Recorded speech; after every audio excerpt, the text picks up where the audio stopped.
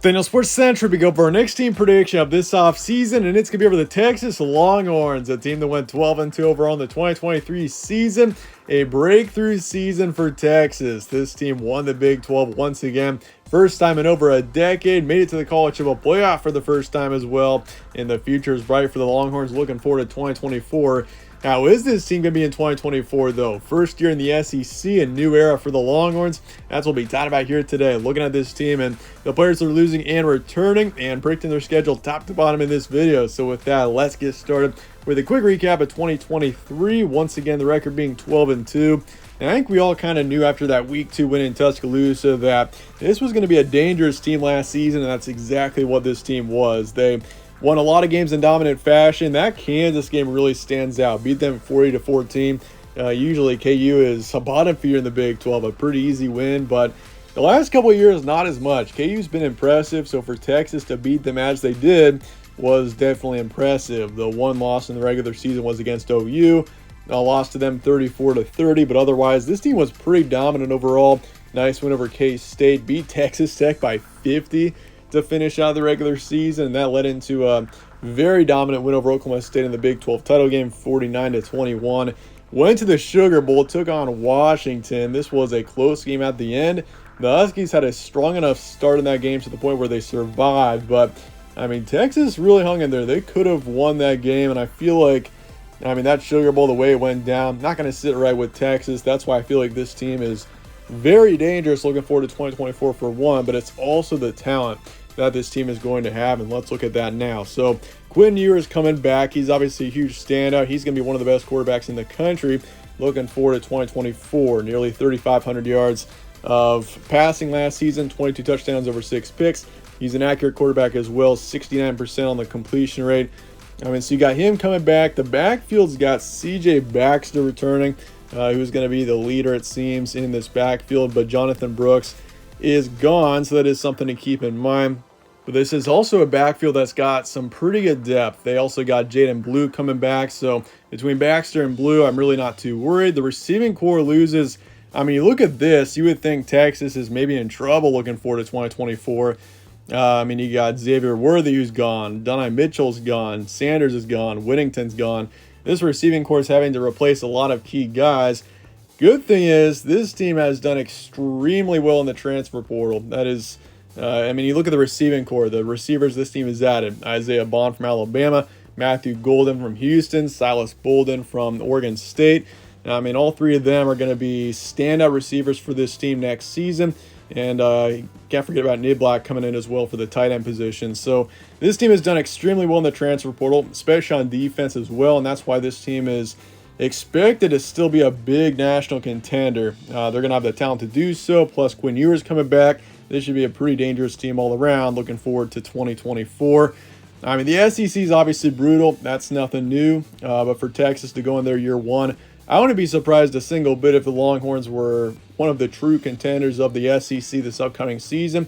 Feel like you got Georgia and Texas. Those are the two main standouts, in my opinion, looking forward to 2024. Obviously, Alabama's in the background, but new coaching situation, looking at that team, I feel like Alabama might be a little bit down in comparison to where they have been. And so I feel like Texas and Georgia, the two main standouts in the SEC, looking forward to 2024. Bear transfer portal and recruiting. Speaking of which, Murphy's off to Duke.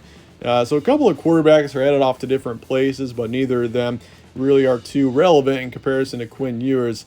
Now, Savion Red, running backs in the transfer portal. Obviously, we mentioned the receiving core, what this receiving core is adding between Isaiah Bond and then Niblack, and then also Matthew Golden and Silas Bolden, which is huge. Nayor's off to Nebraska, receiver who didn't really put up too many yards last season, but then he got Trey Moore coming in for as an edge rusher. Savea's coming in from Arizona. Mukaba's coming in for the defensive secondary. This team does lose a decent amount, though, to the transfer portal in the secondary. That's maybe one of the main areas of concern, you could say, but this is still a pretty strong defense all around. And you can't forget about the recruiting class that's coming in here. 6th in the country, 3rd in the SEC, 4 5-stars coming in, 15 4-stars coming in. You would say, you got Texas, Oklahoma obviously going into the SEC.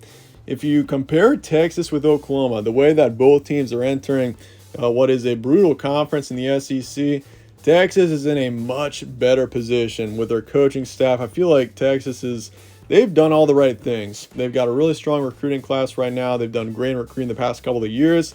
Plus the fact they're adding so much talent from the transfer portal. This is a team that should be a pretty big national contender for years to come, I would imagine. I mean, you look at how it went last season. This team is only on the rise right now. I got this team at a 9 on the future forecast. But with that, let's take a look at the schedule now looking forward to 2024. And this is a team that does face a pretty difficult schedule overall. Got Colorado State week 1. Michigan in week 2. This is going to be a fun one here. Michigan, defending national champions. Obviously, the Wolverines are a lot different. Looking forward to 2024. Jim Harbaugh off to the NFL. That's just a very different team in general versus where they were last season. So that's I would say, a winnable game despite it being in a brutal place to play. And then UTSA, Louisiana Monroe in week 4. Mississippi State at home as the first SEC game for Texas. And then got Oklahoma as usual in early October. Then Georgia at home. This is going to be a huge matchup. Honestly, I wouldn't be surprised if we saw these teams, Texas and Georgia, facing again in the SEC title game eventually. But that's a huge game there on the 19th.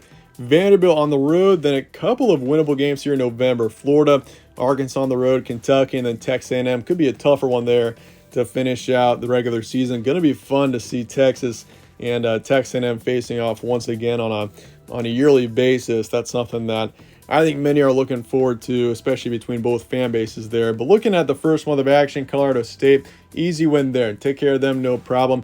Then Michigan on the road in week 2. This is really a game where I feel like it could go either way. Michigan's a really tough place to play, but I feel like that's also a really tough time for Michigan to be facing what should be a pretty big national contender in Texas. Michigan is still going to be adjusting to a lot of new things. Obviously, the team's going to be a whole lot different. The coaching staff is different. Jim Harbaugh out to the NFL, obviously. So there's going to be a lot of adjustments being made still for Michigan early on in the season. I think Michigan's still going to be a good team next year. I mean, they're not going to be quite as good as 2023. That is, I'd say, a given. And but for Texas to go in there, I do like the Longhorns' chances there in week 2. This is a team that's going to be much more built to win in that week 2 matchup than Michigan is. Going on the road, though, once again, is going to be really tough. That is a brutal place to play. But I think Texas finds a way there. It gets a huge win in week 2. UTSA, Louisiana Monroe, both easy wins. So I think you start the season 4-0. Mississippi State, I feel like Mississippi State's not going to be anything too special next season, but I could see this being a game where maybe Texas sleepwalks a bit into it, and it maybe is a little bit closer than expected, but still get the win there. I'm pretty confident in that.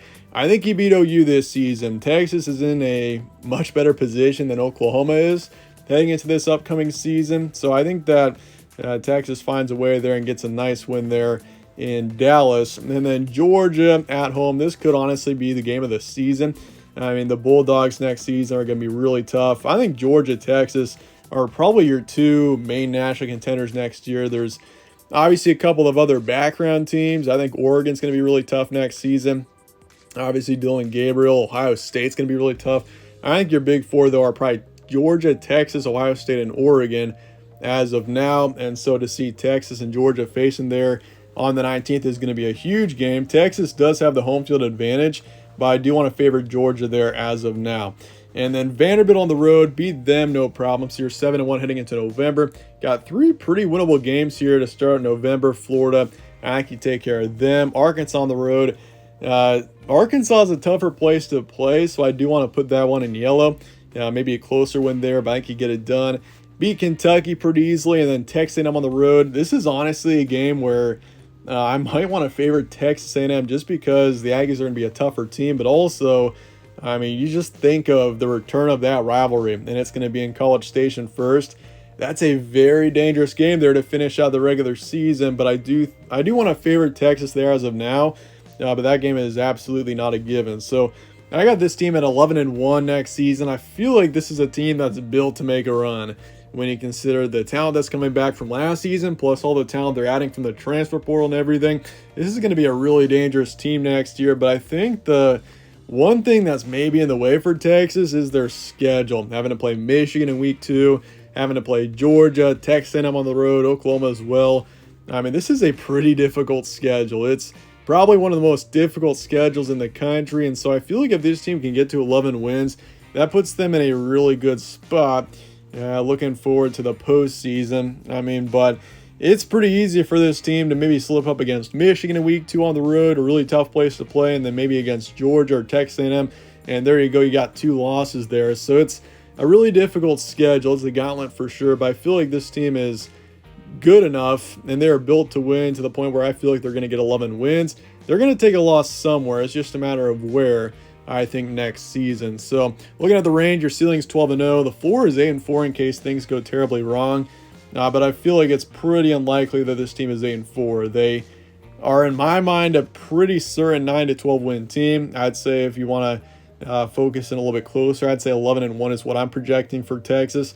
Once again, just the talent of this team all around. This is definitely going to be one of the best teams talent-wise in the country next season. So the expectations are high, and they definitely should be. Well, with that, let me know your thoughts and comments below on Texas. What do you think this team can do next season? Could they win it all next year?